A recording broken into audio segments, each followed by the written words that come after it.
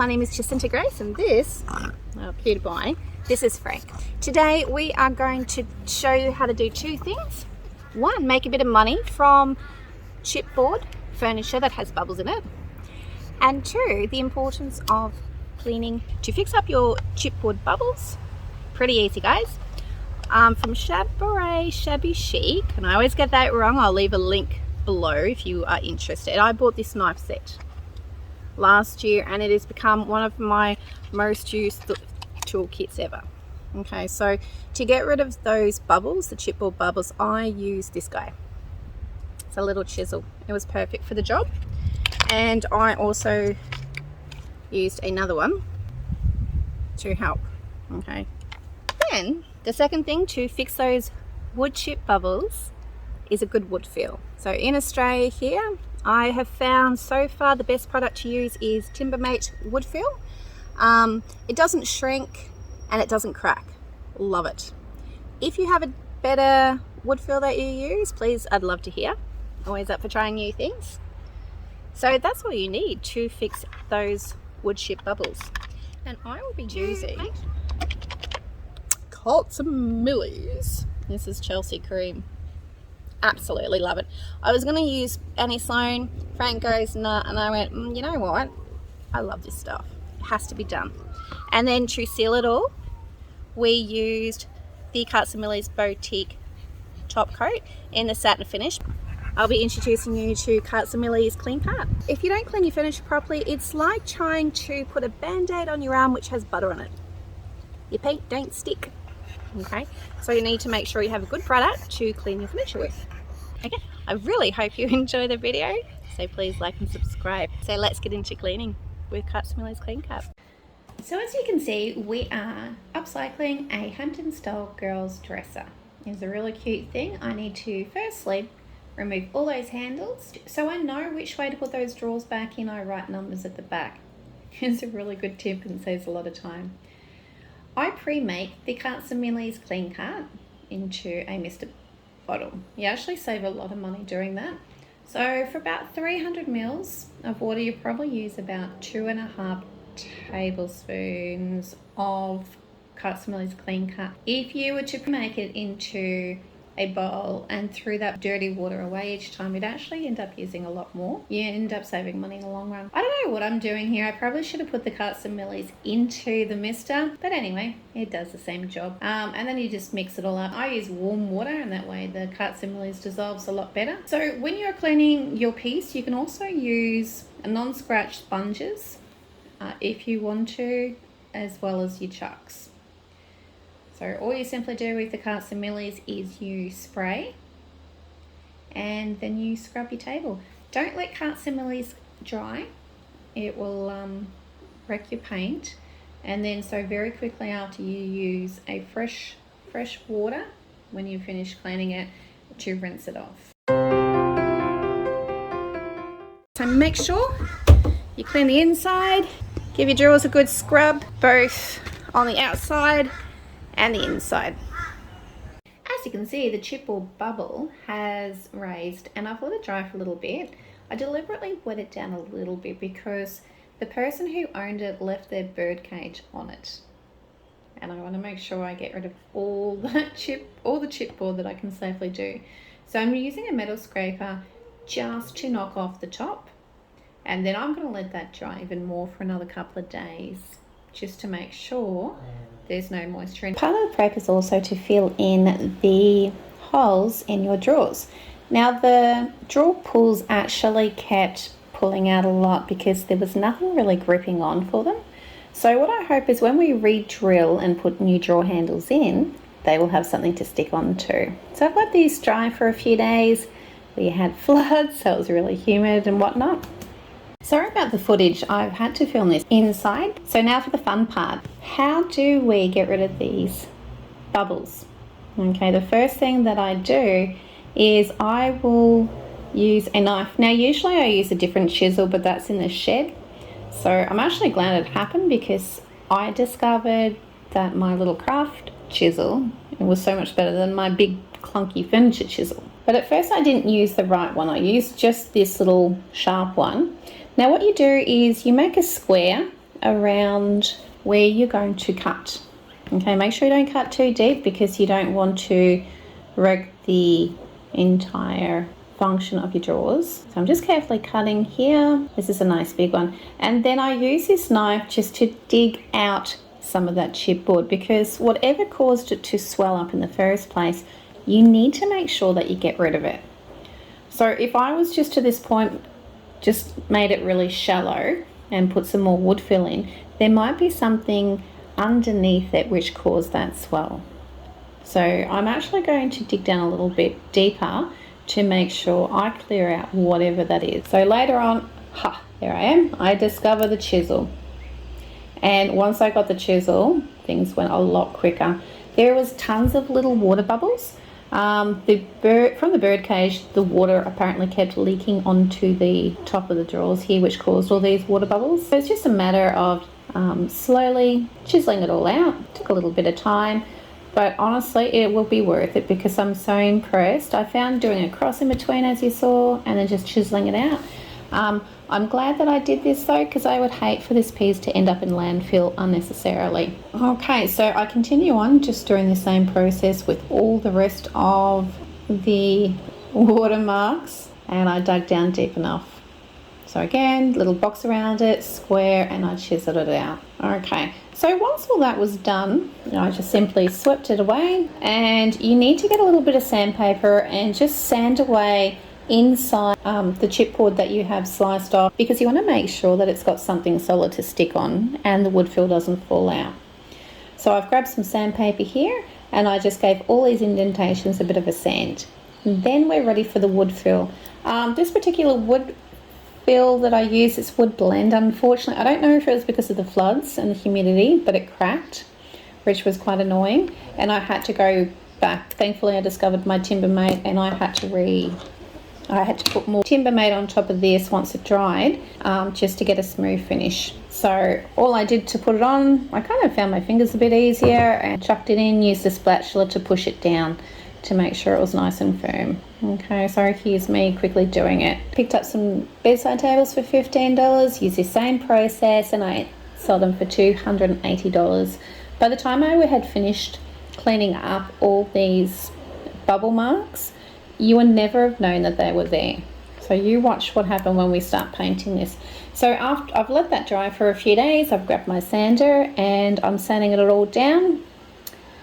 I didn't show you, but I had to go back and fix up some of these cracks, unfortunately. It's a bit of dusty work. Because you have raw chipboard and the wood fill, I used the Zinsser bin. You really need to make sure you seal it. Okay, so we've got the bin, and I just roll over the top of it. Pretty easy process with the Zinsser.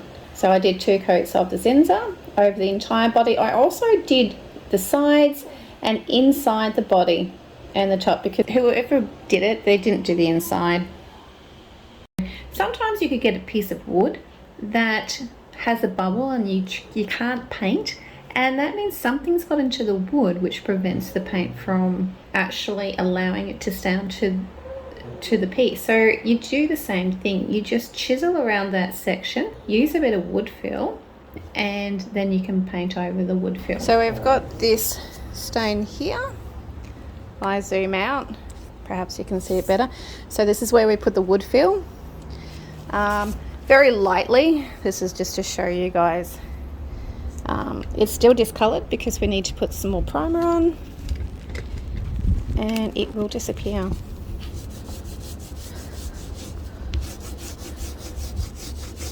Okay, I'll just rub that in.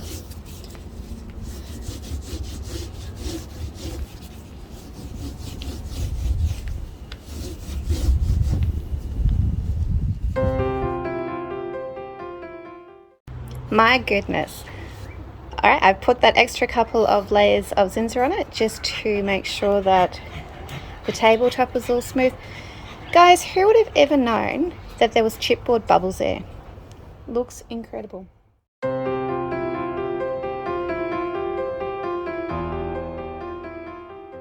Hey, with Frank's help, we've decided on what colour that we're going to paint this. It was very tiring, wasn't it, Frank? So yes, I'm getting to that, cheesy spicy.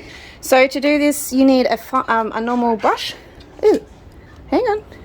So I'm going to use a big one, that's 75. And then I'm also, for these smaller areas, going to use my 38mm sleek brush. We need a mister.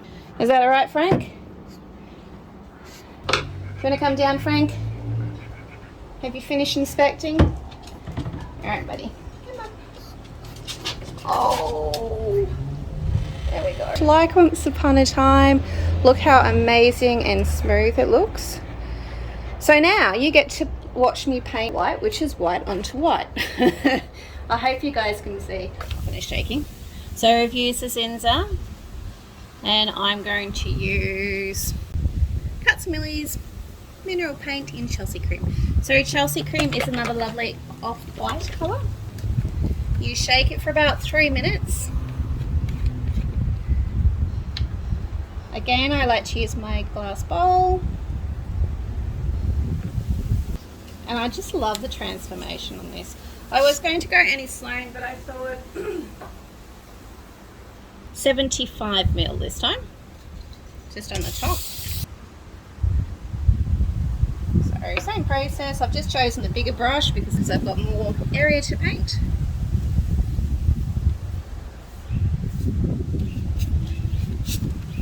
Now I love sort of going back and forward like this just to make sure that you've got even coverage on the paint, and that way when you smooth it out, coming back over, it's a little bit windy today, so if it's a little bit windy and you feel the paint's catching, you just add that little bit of mister.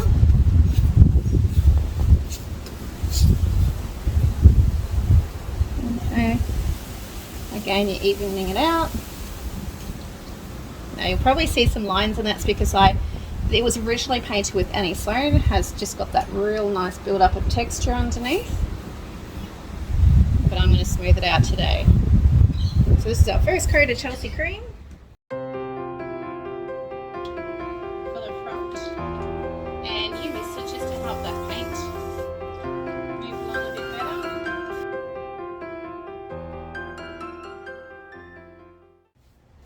You going to move, Frank? Can you move, please? What's up, buddy? I really need you to move. Why are you looking at me like that? Am I in your way, am I? Am I disturbing your beauty sleep? I think you need to move.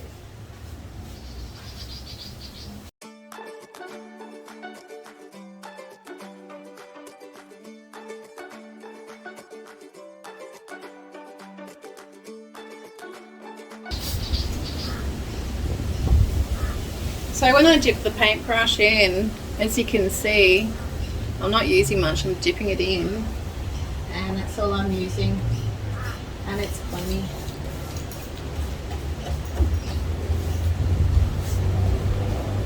The Castle Millie's is actually one of the nicer ones I find so far to paint with.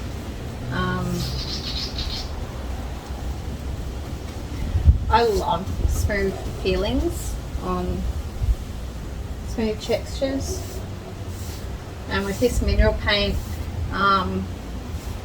like Rebecca at 12, she said she found the Millie is the easiest paint for her to use. So I guess coming from a 12-year-old, that says a lot. I mean, I know she was learning as well as she went, and she kept improving, and she actually quite an amazing little painter, to be honest.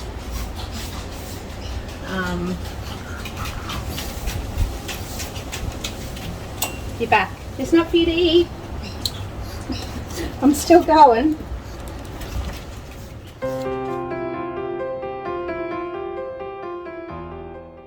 Top coat in the satin finish. Now you shake it up, tip it into a bowl, and what you do is you put your sponge in, and then you just very gently rub it along. You just nice even lines, and you just drag it along. I'm going to put 2 coats on this.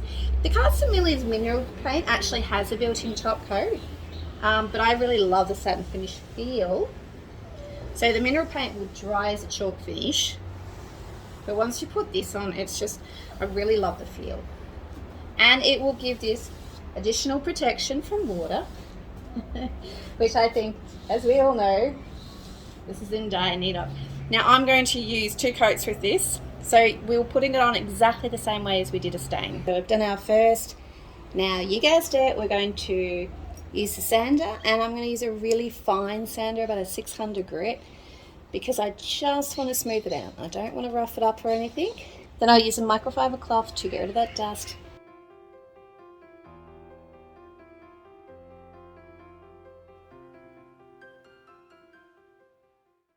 And it's done. Time for the grand reveal. So the befores go back to what it used to look like, and it's got a bit of a journey down memory lane.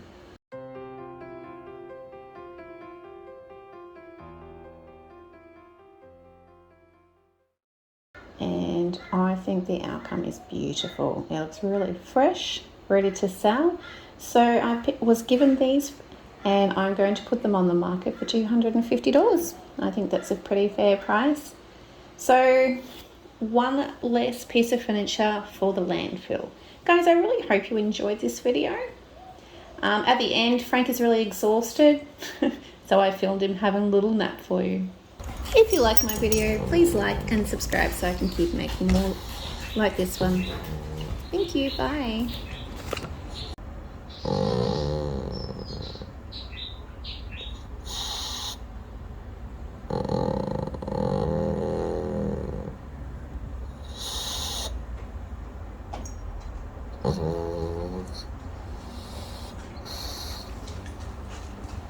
Please like and subscribe so I can justify the hubby while I can continue making these videos.